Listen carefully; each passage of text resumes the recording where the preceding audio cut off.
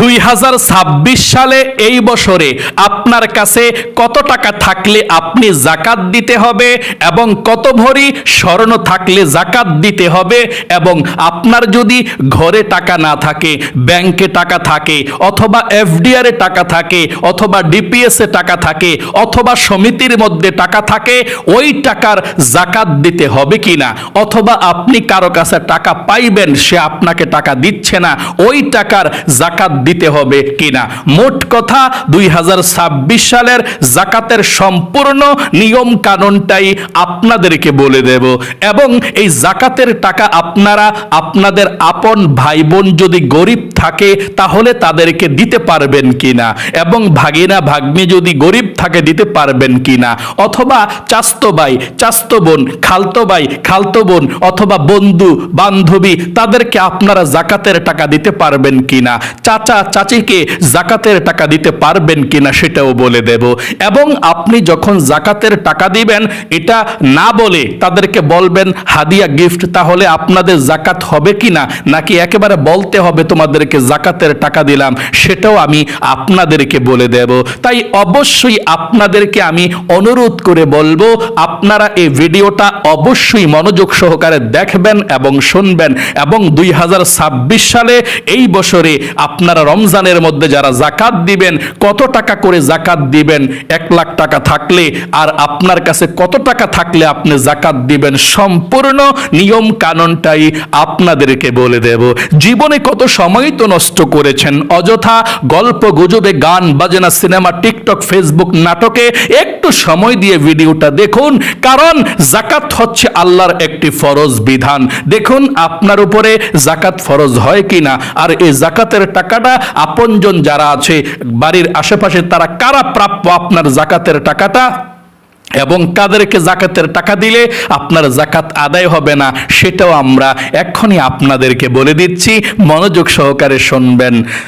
পবিত্র কোরআনুল কারীমের মধ্যে আল্লাহ যেখানেই নামাজের কথা বলেছেন ওয়া আকিমুস সালাহ, সঙ্গে সঙ্গে আল্লাহ যাকাতের কথাও বলে দিয়েছেন ওয়া আকিমুস সালাতা ওয়া আতুজ যাকাহ, সঙ্গে সঙ্গে নামাজ পড়া যেমন ফরজ, ঠিক আপনি যদি নেশাব পরিমাণ মালের মালিক হন তাহলে আপনার উপরেও কিন্তু যাকাত দেওয়া ফরজ।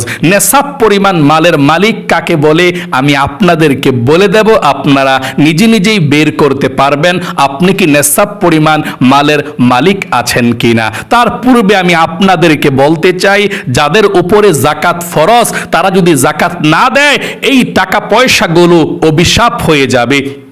আমি আপনাদেরকে বলি যে আপনারা যদি যাকাত সঠিকভাবে আদায় করেন আপনাদের ধন সম্পদ কমবে না, আল্লাহ প্রচুর বরকত দেয়। যে ব্যক্তি প্রতি বৎসরে যাকাতের টাকাটা একেবারে হিসাব করে করে একেবারে বের করে গরিব অসহায়দেরকে দিয়ে দেয়, আল্লাহ তার টাকার মধ্যে প্রচুর বরকত দেয়, আল্লাহ তার রিজিকের মধ্যে বরকত দেয়, তার টাকা পয়সাকে আল্লাহ হালাল করে দেয়। আর যারা যাকাত আদায় করে না, যাকাত দেয় না, তাদের টাকা পয়সাগুলো নাপাক হয়ে যায়, কারণ যাকাত দেয় নাই। মুসা নবী বলেছে কারণ তোকে আল্লাহ তাআলা এত ধন সম্পদ দিয়েছে যাকাত দাও, কারণ বলেছে না আমি আমার শক্তিতে টাকা পয়সা উপার্জন করি আমি যাকাত দেব না, আমার কত পয়সা চলে যাবে যাকাত দিলে। তখন মুসা নবী বলেছে যাকাত দাও না হয় আল্লাহর গজব চলে আসবে, কিন্তু সে যাকাত দেয় নাই। আল্লাহ তাআলা এমন ভাবে গজব দিলেন কারণকে তার ধন সম্পদ সহকারে একেবারে মাটির নিচে সে চলে গেল, ধ্বংস হয়ে গেল। তাই যাকাত আপনাকে অবশ্যই দিতে হবে, এবং আপনার আমার বেলাও আল্লাহ বলেছেন যদি আপনি ধনী হন, যদি আপনাকে আল্লাহ রিজিক দেয়, যদি আপনার উপরে যাকাত ফরজ হয়, আল্লাহ বলেছেন ইয়াউমা ইউহমা আলাইহা ফি নারি জাহান্নামা ফাতুকওয়া বিহা জিবাহুহুম ওয়া জুনুবুহুম ওয়া যুহুরুহুম হাযা মা কানাজতুম লিআনফুসিকুম ফাযুকু মা কুনতুম তাকনিজুন। আল্লাহ বলেছেন যাদের উপরে আল্লাহ যাকাতকে ফরজ করে দিয়েছে তারা যদি হিসাব করে করে যাকাত না দেয় এই যাকাতের টাকা পয়সাগুলো এবং তার ধন সম্পদগুলো, স্বর্ণ রূপাগুলো তাকে আল্লাহ রাব্বুল আলামিন গরম করে তার পিঠে, তার পাজরে, তার পিঠে পাজরে একেবারে কপালে সেক দিবে, এবং গরম করে চিহ্ন লাগিয়ে দেওয়া হবে। সকলে বলি নাউজুবিল্লাহ।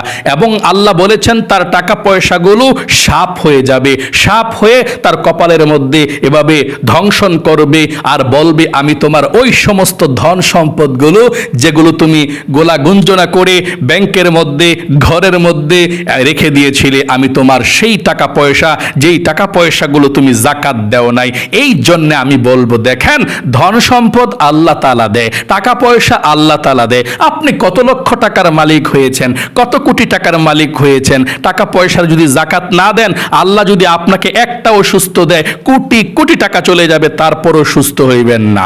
এই জন্যে যত টাকার মালিক হয়েছেন আল্লাহ দিয়েছে, জাকাতরা হিসাব করে সঠিকভাবে দিয়ে দেন, আল্লাহ তাআলা আপনাকে আরো ধন সম্পদের মালিক বানাবে। চলুন তাহলে এক্ষুনি আমরা আপনাদেরকে বলে দিচ্ছি নেসাব পরিমাণ মালের মালিক হলে আপনার উপরে জাকাত ফরজ। এবার দেখুন আপনি নেসাব পরিমাণ মালের মালিক হয়েছেন কিনা। নেসাব পরিমাণ মালের মালিক কাকে বলে শুনুন। যদি আপনার কাছে 7.5 ভরি স্বর্ণ থাকে অথবা 7.5 ভরি স্বর্ণ পরিমাণ টাকা থাকে, নগদ টাকা, অথবা 52.5 ভরি রূপা থাকে, অথবা রূপা নাই 52.5 ভরি রূপার সমপরিমাণ নগদ টাকা আছে, তাহলে এই টাকাটা ওই স্বর্ণটা যদি 1 বৎসর আপনার কাছে থাকে, হ্যাঁ 1 বৎসর আপনার কাছে থাকে, অতিবাহিত হয়, তাহলে আপনার উপরে জাকাত ফরজ হয়ে যাবে, আপনার জাকাত অবশ্যই দিতে হবে। 1 বৎসর যদি অতিক্রম করে ওই নেসাব পরিমাণ মালের মালিক যদি আপনি হন, অথবা কিছু টাকা আছে, কিছু স্বর্ণ আছে, কিছু রূপা আছে, সবগুলো মিলে যদি আপনার কাছে প্রায় 3.5 লক্ষ, কত টাকা? 3.5 লক্ষ টাকা আপনার কাছে থাকে, তাহলে আপনার উপরে জাকাত ফরজ। একেবারে সোজা সাপটা একেবারে বলে দিচ্ছি আপনাদেরকে, যদি নেসাব পরিমাণ মালের মালিক আপনি যদি রূপার দিক দিয়ে হিসাব করেন যে আমার কাছে তো 7.5 ভরি স্বর্ণ নাই বা 7.5 ভরি স্বর্ণের সমান টাকা নাই, তো 52.5 ভরি যদি রূপা থাকে অথবা রূপা নাই, 52.5 ভরি রূপার সমান যদি আপনার কাছে টাকা থাকে, ওই টাকাটা যদি 1 বছর আপনার কাছে থাকে, ওই টাকাটার মালিক আপনি 1 বছর ছিলেন, তাহলে আপনার উপরে জাকাত ফরজ। এবং ইসলামিক ফাউন্ডেশন বলেছে যদি আপনি রূপার সমপরিমাণ টাকার মালিক হন, ঠিক আছে, তাহলে কত টাকা থাকলে আপনার উপরে জাকাত ফরজ, একেবারে নিম্ন হিসাবটা আপনাদেরকে বলে দিচ্ছি। যদি আপনার কাছে এই 2026 সালে ব্যাংকে থাকুক বা আপনার কাছে থাকুক অথবা যেখানেই থাকুক আপনার, যদি আপনার কাছে 3.5 লক্ষ টাকা থাকে, আবারও বলছি 3.5 লক্ষ, 3,50,000 টাকার মালিক যদি আপনি হন, 1 বছর যদি এই টাকাটা অথবা এই রূপা এই স্বর্ণ আপনার কাছে থাকে, তাহলে আপনার উপরে জাকাত ফরজ হয়ে গিয়েছে, আপনাকে জাকাত দিতে হবে। এখন কথা হলো, বলতে পারেন হুজুর আমার তো কিছু স্বর্ণ আছে, কিছু রূপা আছে, তাহলে কি আমার জাকাত ফরজ হবে? আপনার যদি কিছু স্বর্ণ কিছু রূপা হয়, সব মিলে যদি হিসাবটা 3.5 লক্ষ সমান হয়, তাহলে এই 3.5 লক্ষ টাকার সমান হলে আপনাকে আপনার রূপা বিক্রি করে হলেও, স্বর্ণ একটু বিক্রি করে হলেও আপনাকে জাকাত দিতে হবে। জাকাত কিন্তু ফরজ। আসলে আশা করি খুব সুন্দর করে আপনি বুঝতে পেরেছেন।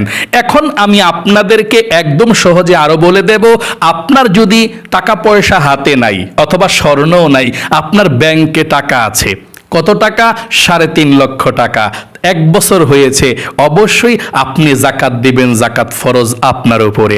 অথবা আপনি ডিপিএস করেছেন অথবা আপনি এফডিআর করেছেন ইসলামিক ব্যাংকে, ইসলামিক ওয়েতে, তাহলে আপনার যদি ডিপিএস ও টাকা থাকে, এফডিআর এ টাকা থাকে, সঞ্চয়পত্রে টাকা থাকে, অথবা কোনো আপনার বিমা করে সঞ্চয় করে অনেকে, যদি ওইখানেও আপনার 3.5 লক্ষ টাকা থাকে, তাহলে আপনার উপরে জাকাত ফরজ, আপনাকে জাকাত দিতে হবে। ওই টাকাটা যদি 1 বছর হয়, একেবারে মোট কথা, আপনার যেখানেই থাকুক, ব্যাংকে, ডিপিএসে, এফডিআরে, কোনো সঞ্চয়পত্রে, বিমায়, অথবা কোনো বন্ধুর কাছে ধার দিয়ে দিয়েছেন টাকাটা, বা যেই কোনো জায়গায় আপনার যদি 3.5 লক্ষ টাকা থাকে, ওই টাকাটা যদি 1 বছর হয় তাহলে জাকাত ফরজ, আপনি জাকাত দিতে হবে। অথবা 3.5 লক্ষ টাকা আপনার কাছে নাই, এই 3.5 লক্ষ টাকার মানে মাল সাবানা, অনেক দেখা যায় ব্যবসায়িক পণ্য থাকে, কিনে রেখে দেয়, পরবর্তীতে আবার বিক্রি করে ফেলে। ব্যবসায়িক পণ্য যদি কোনো কিছু হয়, 3.5 লক্ষ টাকার ব্যবসায়িক পণ্য, তাহলে ওই ব্যবসায়িক পণ্যটা যদি 1 বছর আপনার কাছে থাকে, তাহলে আপনি 3.5 লক্ষ টাকা হলে আপনাকে জাকাত দিতে হবে হিসাব করে। এখন আমি আপনাদেরকে বলে দেব আপনারা কত টাকা করে করে জাকাত দিতে হবে। 1 লাখ টাকায় কত টাকা জাকাত দিতে হবে সেটা বলে দেব। তারপরে আপনাদেরকে বলে দেব আপনারা কাকে কাকে জাকাত দিতে পারবেন, আর কাকে জাকাত দিলে আপনার জাকাত আদায় হবে না সেটা বলে দেব। যদি আপনার কাছে নেশাব পরিমাণ মালের মালিকক্ষণ থাকে, ওই যে বলেছি 3.5 লক্ষ টাকা কোথাও যদি আপনার থাকে, অথবা ঘরে থাকে, ব্যাংকে, ডিপিএসে, অথবা যে কোনো জায়গায় থাকুক, আপনার উপরে জাকাত ফরজ, তাহলে আপনি জাকাত দিবেন হিসাব করে। প্রতি লাখে 1 লাখ টাকায় আপনাকে জাকাত দিতে হবে 2,500 টাকা, 2 লাখ টাকায় জাকাত দিতে হবে 5,000 টাকা। যদি আপনার কাছে 4 লাখ টাকা থাকে, 4 লক্ষ টাকা থাকে, তাহলে আপনি জাকাত দিতে হবে 10,000 টাকা। এভাবে আপনাকে জাকাত দিতে হবে। জাকাত ফরজ হয় আপনার যে মূল সম্পদরা আছে 40 ভাগের 1 ভাগ। আশা করি বুঝতে পেরেছেন। তাহলে আশা করি একদম সহজে বুঝতে পেরেছেন। আপনি 1 লাখ টাকা যদি আপনার কাছে থাকে, 2,500 টাকা করে আপনি জাকাত দিবেন। আর যদি আপনার কাছে 10 লাখ টাকা থাকে, আপনি জাকাত দিবেন 2,500 করে করে, হিসাব করে যত টাকা আসে তত টাকাই আপনাকে জাকাত দিতে হবে। 10 লক্ষ টাকায় মনে হয় প্রায় 25,000 টাকার মতো জাকাত চলে আসে। আপনাকে হিসাব করে করে একেবারে পাই টু পাই হিসাব করে আপনি জাকাত দিবেন। এখন আমি আপনাদেরকে বলবো আপনারা কাকে কাকে জাকাত দিবেন। আপনাদের ভাই বোন যদি গরিব থাকে, ঘরের পাশে চাচতো ভাই, চাচাতো ভাই, চাচি, আঙ্কেল, আন্টি, ফুফু, ফুফা, অথবা আপনার ভাগিনা, ভাগ্নি, তারা খুব গরিব মানুষ, তাহলে কি তাদেরকে জাকাত দিতে পারবেন কিনা? উত্তর হলো, তারা যদি অসহায় হয়, দরিদ্র হয়, গরিব হয়, হতে পারে বিল্ডিং থাকতে পারে, কিন্তু বিল্ডিং আছে, নগদ টাকা তাদের কাছে নাই, তারা ঋণগ্রস্ত আছে, খুব কষ্টে চলে, তাদেরকেও আপনি জাকাত দিতে পারবেন। অথবা আপনার বন্ধু বান্ধব যারা আপনজন আছে, তারা গরিব অসহায়, লজ্জায় কারো কাছে বলতে পারে না টাকার কথা, তাদেরকেও যদি আপনি জাকাত দেন, জাকাত আদায় হয়ে যাবে। তাহলে 1 নাম্বার, যদি আপনার ভাই বোন থাকে, মনে করেন যে আমি বড় হয়ে গিয়েছি, আমার ভাই বিবাহ করে ফেলেছে, বোন বিবাহ দিয়ে দিয়েছে, এখন যদি আমার ভাই বিবাহ করার পরে তার কাছে টাকা পয়সা নাই, চলতে পারে না, আপন ভাইকেও জাকাত দেওয়া যায়। যদি পৃথক থাকে, না চলতে পারে ভাই তার বউকে নিয়ে, বাচ্চাদেরকে নিয়ে, তাহলে আপন ভাইকেও জাকাতের টাকা দেওয়া যায় যদি পৃথক হয় সংসার থেকে। আপন বোনকেও, বোন যদি খুব অসহায় থাকে, বোনের জামাইয়ের ইনকাম না থাকে, ভাগিনাদের ইনকাম না থাকে, বোন চলতে কষ্ট হয়, তাহলে আপন বোনকেও জাকাত দেওয়া যাবে, কোনো সমস্যা নেই। এবং আপন ভাগিনা ভাগ্নিদেরকেও জাকাত দেওয়া যাবে। এবং আপন আন্টি, আঙ্কেল, খালা, খালু, ফুফা, ফুফি, তারা যদি গরিব হয়, তাদেরকেও আপনি জাকাতের টাকা দিতে পারবেন, কোনো সমস্যা নেই। মোট কথা, আপন আত্মীয় স্বজনের মধ্যে যারা গরিব আছে বেশি, তারাই সবচেয়ে বেশি হকদার আপনার এই জাকাতের টাকাটা পাওয়ার জন্য। তাদেরকে আপনি অবশ্যই জাকাতের টাকা দিয়ে স্বাবলম্বী হওয়ার জন্য সহযোগিতা করবেন। আপনি জাকাতের টাকাটা ভাগ করে করে এই গরিব অসহায়দেরকে দিয়ে দিবেন। এখন আমরা আপনাদেরকে বলবো আপনারা কাদেরকে জাকাত দিলে আপনাদের জাকাতের আদায় হবে না। তার পূর্বে আমি আবারও বলে দিচ্ছি, আপনারা যদি জাকাত ভাগিনা, ভাগ্নি, ভাই বোন দেন, তাদেরকে দেন, আদায় হবে। গরিব ছাত্র ছাত্রীকে জাকাতের টাকা দেন, আদায় হবে। গরিব আত্মীয়কে দিলেও আদায় হবে। ঋণ, তারপর যাদেরকে বলেছি তাদেরকে দিলে আদায় হয়ে যাবে, সমস্যা নাই। এতিমখানার যদি দেন আপনি লিল্লা বোর্ডিংয়ে, সেটাও জাকাতের টাকা দিতে পারবেন, সমস্যা নেই। কাদেরকে জাকাতের টাকা দিতে পারবেন না, কারা জাকাতের টাকা খাইতে পারবে না, শুনুন। এক নম্বরে আপনার মা বাবাকে আপনি জাকাতের টাকা দিতে পারবেন না, জাকাত তারা খাওয়ার উপযুক্ত না, মা বাবা। দুই নম্বরে দাদা দাদি ও নানা নানিকে জাকাত দেওয়া যাবে না। আপনার দাদা অথবা দাদি, নানা অথবা নানি, তাদেরকে আপনি জাকাতের টাকা দিতে পারবেন না। এভাবে সাহায্য সহযোগিতা করেন, সমস্যা নেই। তিন নম্বরে আপনার আপন ছেলে আপন মেয়ে জাকাত দেওয়া যাবে না তাদেরকে, আপনার ছেলে মেয়েকেও আপনি জাকাত দিতে পারবেন না। চার নম্বরে স্বামী তার স্ত্রীকে জাকাত দিতে পারবেন না। একজন স্বামী যদি স্ত্রীকে জাকাত দেয় তাহলে জাকাত দিতে পারবে না। স্বামী যদি মন চায় যে আমার শ্বশুর বাড়ি গরিব অসহায় অথবা ঋণগ্রস্ত আছে, তাহলে শ্বশুর বাড়ির জাকাত দিতে পারবে। শ্বশুরকে শাশুড়িকে সমস্যা নেই, ওই বাড়িতে দেওয়া যাবে। যদি গরিব হয় অথবা অসচ্ছল হয়, টাকা পয়সা না থাকে, তাদেরকে শ্বশুর বাড়িতে জাকাত দেওয়া যাবে, কিন্তু স্ত্রীকে জাকাত দেওয়া যাবে না। পাঁচ নাম্বার মসজিদ নির্মাণে সরাসরি জাকাত দেওয়া যায় না। যদি মসজিদের মধ্যে আপনি জাকাতের টাকা দেন, এটা আদায় হবে না, আপনি দিতে পারবেন না। মসজিদের মধ্যে জাকাতের টাকা দেওয়া যায় না। অথবা আপনাদের ঘরের মধ্যে যারা আছে, আশা করি বুঝতে পেরেছেন, ছেলে মেয়ে মা বাবা, তাদেরকে জাকাতের টাকা দিতে পারবেন না। যারা অসচ্ছল, টাকা পয়সা নাই, তাদেরকে দিবেন। যারা ধনী মানুষ, খেতে পারে, চলতে পারে, কোনো সমস্যা নেই, ইনকাম আছে, তাদেরকে জাকাত দিলে আপনার জাকাত আদায় হবে না। এবং যারা লজ্জায় বলতে পারে না, ধনী মানুষ ছিল কিন্তু হঠাৎ করে গরিব হয়েছে, ইনকাম নাই, তারা যদি লজ্জা না বলতে পারে, তাদেরকে আরো বেশি করে টাকাটা দিবেন। আশা করি বুঝতে পেরেছেন। এখন আরেকটি মাসআলা আমরা জানবো যে আপনাদের জাকাতের টাকাটা দিবেন, আপনি কি না বলে দিতে পারবেন কিনা। কারণ অনেকে জাকাতের টাকা দেয়, এটা শুনলে কিন্তু রাগ করে ফেলে, হ্যাঁ রে আমরা গরিব দেখে আমরা জাকাতের টাকা দেয়, হ্যাঁ, একটা সন্তুষ্ট থাকে না। যদি আপনি হাদিয়া হিসাবে দেন, জাকাতের টাকা যদি আপনি উল্লেখ না করেন, তাহলে আপনার জাকাত আদায় হবে কিনা। উত্তর হলো হ্যাঁ। আপনি কাউকে বলার প্রয়োজন নাই যে তোমাকে আমি জাকাত দিতেছি, আপনি এটা মনের মধ্যে রাখবেন, আর যাকে দিবেন বলবেন যে কিছু খাইও, এভাবেই তোমাকে দিলাম, গিফট করলাম, হাদিয়া দিলাম, এটা বলবেন। খবরদার কাউকে কিন্তু জাকাতের টাকা দিছি এটা বলা যাবে না। আপনি যদি কাউকে টাকা দেন, মনে করেন আপনার ভাই গরিব মানুষ, আপন ভাই গরিব মানুষ, তার সংসার আছে, আপনার টাকা পয়সা আছে, তার টাকা পয়সা নাই, কে গরিব, তাহলে আপনার আপন ভাইকেও যদি আপনি জাকাতের টাকা দেন, আপনি বলতে পারবেন না যে জাকাতের টাকা তোমাকে আমি দিলাম। আপনি যাকেই দেন জাকাতের টাকা দিছি এটা বলবেন না, বলবেন তোমাকে হাদিয়া দিছি, এভাবেই দিছি, তুমি খাইবা চলবা, এতটুকুই। জাকাত শুধু রমজান মাসে দিতে হয় এটা কিন্তু সঠিক নয়। জাকাত আপনি সারা বছর যে কোনো সময় দিতে পারবেন। জাকাতের টাকাটা 1 বছর হইলেই ফরজ হয়, তাহলে রমজান মাসে মানুষ দেয় কেন? কারণ রমজান মাসে 1 টাকা দান করলে 70 টাকা দান করার সওয়াব পাওয়া যায়। রমজান মাসে সওয়াব বেশি, এই জন্য রমজান মাসে মানুষ জাকাতের টাকা দিয়ে থাকে। তাহলে আশা করি একদম সহজে আপনারা বুঝতে পেরেছেন যে 2026 সালে আপনাদের কাছে কত টাকা থাকলে আপনারা জাকাত দিবেন। আবারও স্পষ্ট করে বলে দিচ্ছি, যদি আপনার কাছে 3.5 লক্ষ টাকা থাকে, আপনার ঘরে থাকুক, ব্যাংকে থাকুক, ডিপিএসে, এফডিআরে, সমিতিতে, সঞ্চয়ে, বিমাতে 3.5 লক্ষ টাকা থাকে, ওই টাকাটা 1 বছর হয়ে যায়, তাহলে আপনাকে ওই টাকার জাকাত দিতে হবে। আপনার উপর ওই টাকার জাকাত ফরজ, আপনাকে দিতে হবে।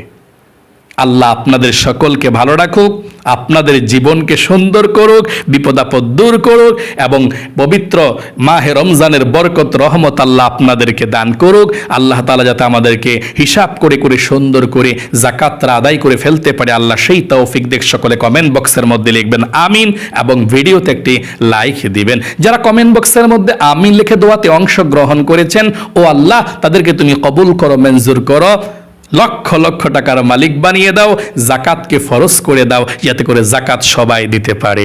আমিন। আজ এ পর্যন্তই, আবারও অন্য কোনো ভিডিওতে দেখা হবে ইনশাআল্লাহ। সেই পর্যন্ত আপনাদের সকলের সুস্বাস্থ্য আল্লাহর কাছে কামনা করে আজ এখানে বিদায় নিচ্ছে। আসসালামু আলাইকুম ওয়া রাহমাতুল্লাহি ওয়া বারাকাতুহু।